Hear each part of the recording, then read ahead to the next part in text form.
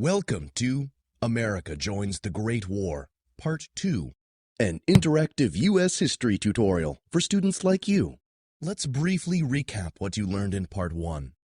World War I, known at the time simply as the Great War, lasted from 1914 to 1918. It was sparked by the assassination of one man, Franz Ferdinand, the Archduke of Austria-Hungary. The Archduke's murder triggered a series of international alliances and plunged the continent into Europe into all-out war.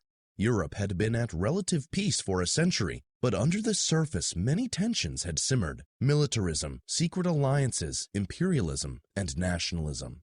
The Great War pitted the Allied powers, including Great Britain, France, and Russia, against the Central Powers, Germany, Austria-Hungary, and the Ottoman Empire. Both sides thought the war would be over in months, but it was not to be. Just the opening months of combat saw more than 1.5 million soldiers dead or injured. Europe's beautiful landscapes were bombed and shelled into ravaged wastelands. World War I soon devolved into bloody trench warfare, which neither side had a clear advantage. The United States did not initially join World War I. President Woodrow Wilson kept the U.S. neutral, and most Americans wanted it to stay that way. But a British blockade of German waters drew the U.S. closer to Britain in trade, and a new German tactic, submarine warfare, would put Germany on a collision course with America. Germany's policy of unrestricted U-boat attacks on Allied shipping violated long-standing rules of naval warfare. The Allies called it barbaric, and Wilson's government called it an indefensible violation of neutral rights, the right of Americans to enjoy safe passage at sea even during wartime. As tensions with Germany rose, President Wilson urged Americans to remain impartial in thought as well as action. But circumstances would soon make American neutrality even more difficult to maintain. On May 1, 1915, not quite 1 year into the Great War, the British passenger liner Lusitania set sail from New York City. The ship headed east on a week-long transatlantic voyage bound for Liverpool, England. Passenger traffic across the Atlantic had dropped off steeply because of the war and the threat of German U-boats, and only a few big ships still transported passengers back and forth from Europe to the U.S. Many larger ocean liners had been requisitioned by the British Navy, converted into military ships for wartime use. Of those passenger ships still in operation, the RMS Lusitania was by far the biggest, grandest, and fastest. It was a first-class ocean liner similar in size and luxury to the Titanic, which had been lost at sea 3 years earlier. Passengers who boarded the Lusitania in New York knew they may be heading into danger. The morning the ship set sail, the German embassy in the U.S. posted this warning in New York City newspapers.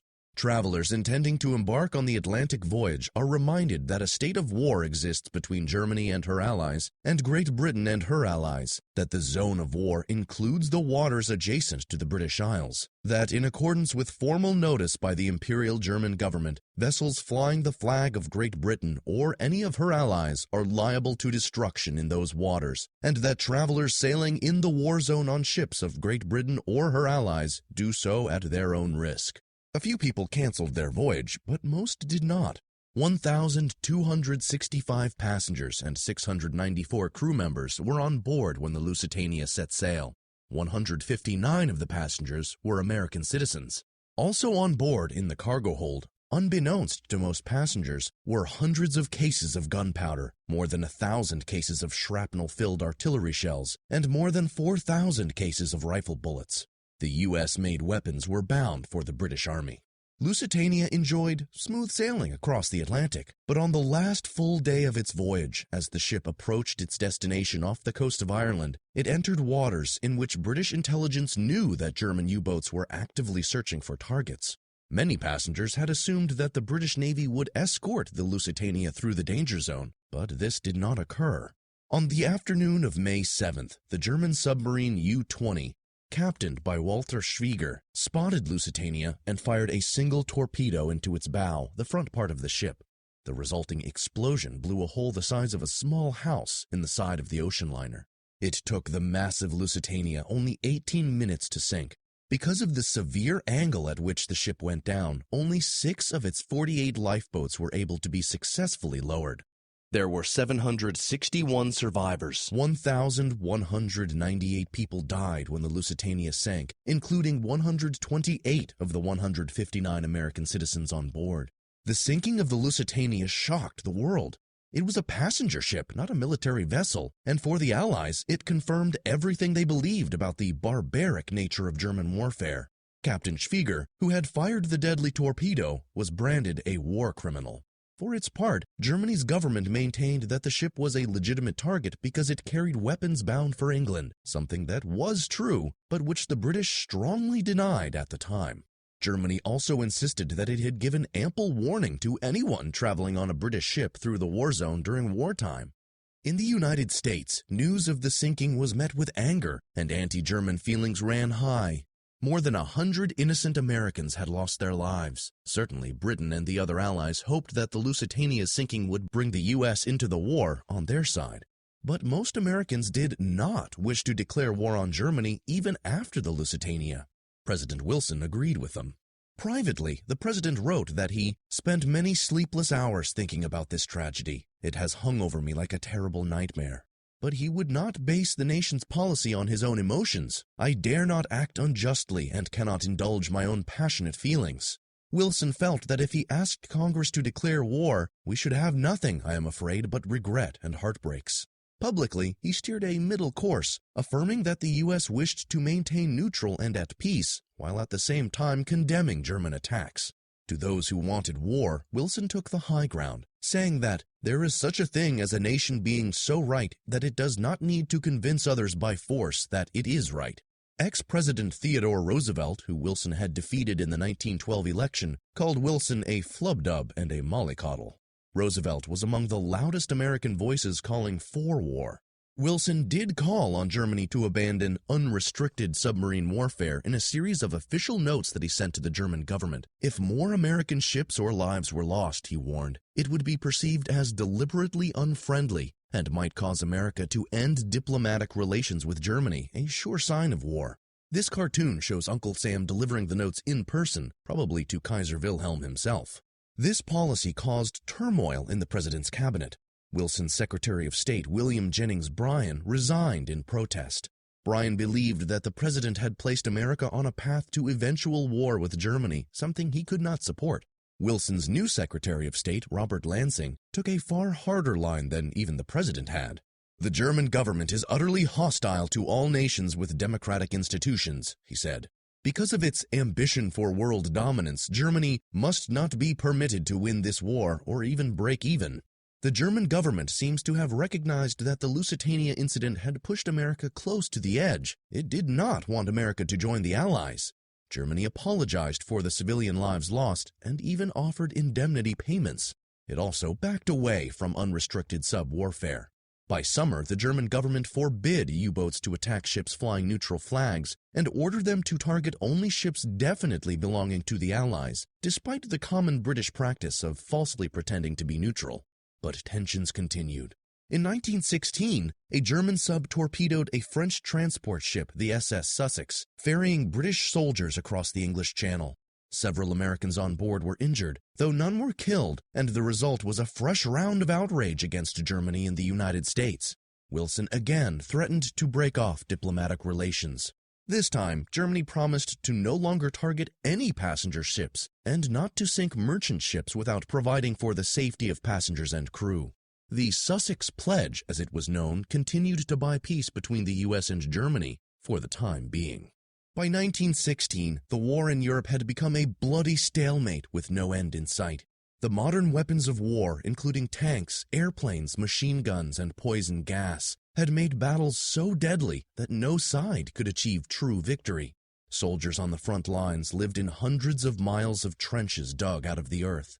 The trenches could be miserable, wet, muddy, and infested with rats, but soldiers were grateful for the shelter when the enemy's artillery shells rained down death and destruction.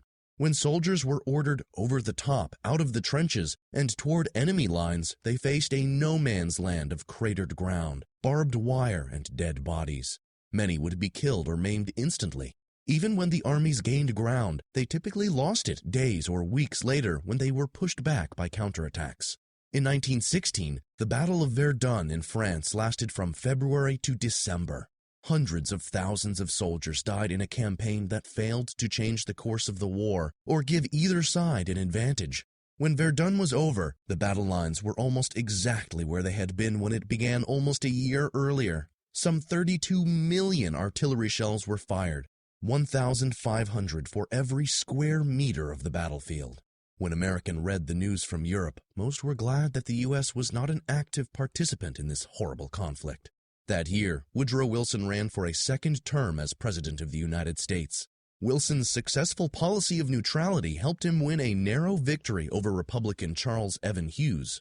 "He has kept us out of the war," said the campaign slogan of the Democratic Party. America technically remained neutral after the Lusitania disaster, but in 1916 it supported the cause of the Allies more strongly than ever. 40% of the Allies' war material was supplied by the U.S., and when Britain and France ran low on money to pay for American goods, the president allowed billions of dollars in loans from U.S. banks. This was a reversal in Wilson's policy. Previously, he had said that loans to any government which is at war are inconsistent with the true spirit of neutrality. Now, America's wealth was openly funding the Allies in their effort to defeat the Central Powers. This arrangement naturally made the U.S. more invested in the Allies' victory. After all, if the British and French lost the war, would American bankers ever get their money back? Probably not. After his re-election, Woodrow Wilson offered to meet with the leaders of the Allies and the Central Powers and mediate an end to the war. He suggested a peace without victory, a negotiated end to the fighting without anyone truly winning or losing. His offer was declined. Neither side was willing to give up its war aims. The war had been too long and too costly not to win after so much sacrifice. In early 1917, events occurred rapidly that led the United States to abandon neutrality and enter World War I on the side of the Allies. In January, Germany's military leadership convinced Kaiser Wilhelm to resume unrestricted submarine warfare against the Allies. Britain's blockade was taking a fearful toll on German resources and morale, and Germany believed it needed to strike back in order to break the stalemate and win the war. With the Kaiser's approval, Germany's U-boat fleet, now more than 100 strong, would once again begin to sink all ships, enemy or neutral, without warning, in the waters around Great Britain.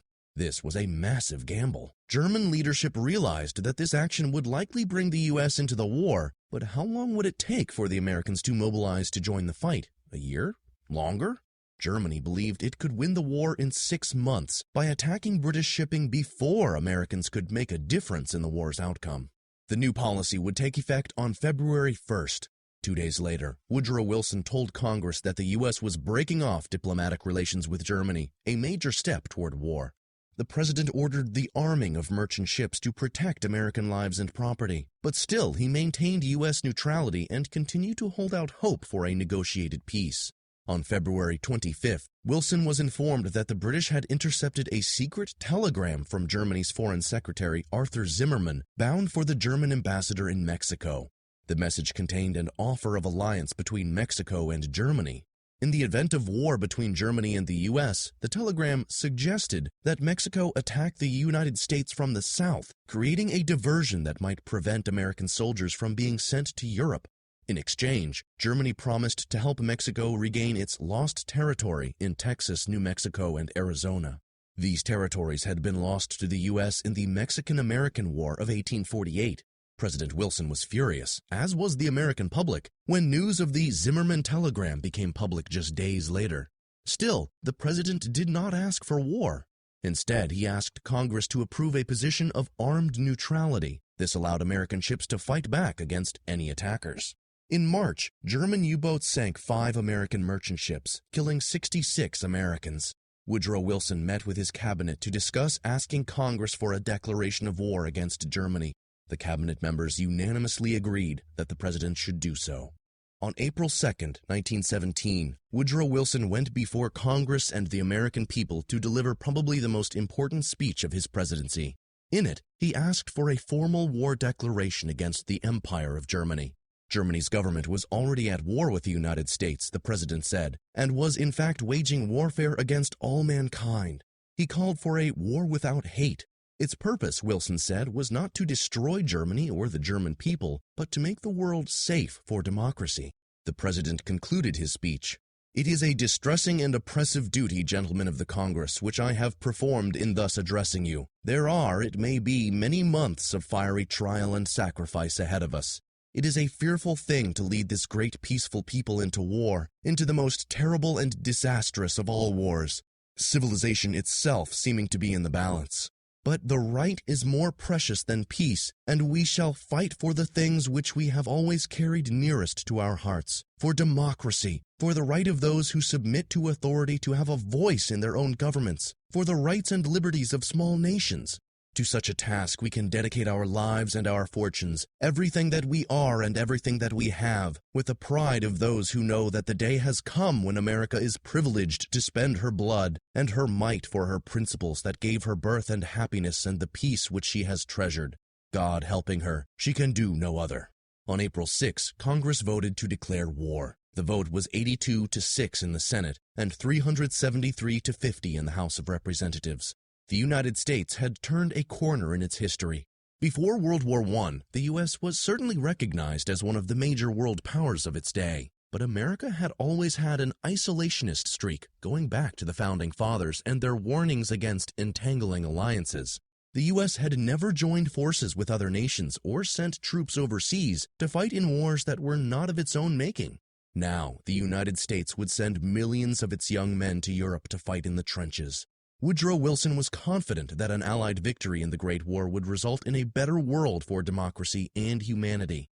He could not know what was to come, but one thing was certain going forward. The United States would no longer simply be a world power. It would play the role of a world leader as well.